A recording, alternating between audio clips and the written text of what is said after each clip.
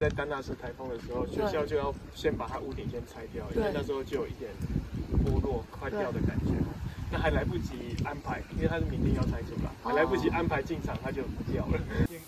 陈天辉表示，虽然顶山国小已经废校，但建物犹原位伫社区范围内。那厝顶的结构相当，或者是毁损，可能对周边居民造成危险。伊当场决议需要马上拆除所危险的铁皮厝顶，杜绝安全死角。这个认养单位可能要赶快去思考你们的想法跟学校这边，因为已经被校了。对啊，那刚刚前里长说的，这边就是已经是危险建立，那我们要怎么做？这个可能要快速的评估。陈天辉指出，该校伫10档前的检测结果是堪用，但多年来经过多处地动甲风台，现况敢是犹原安全，需要重新确定。伊嘛要求学校爱聘请专业单位对目前存在建物进行完整的安全评估。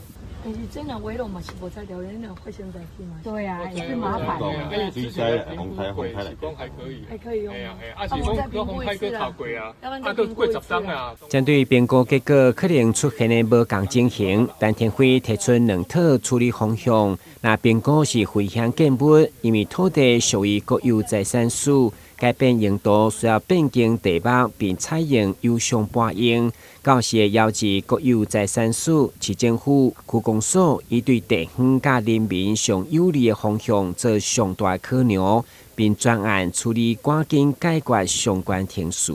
陈天辉强调，任何建物拢是安全第一。小树顶山国小已经废校，学校建物有安全疑虑，不止影响有缘使用学校的人员甲社区居民，嘛真歹进行活化利用，所以需要以社区居民的安全需求作为前提，来讨论校舍未来利用。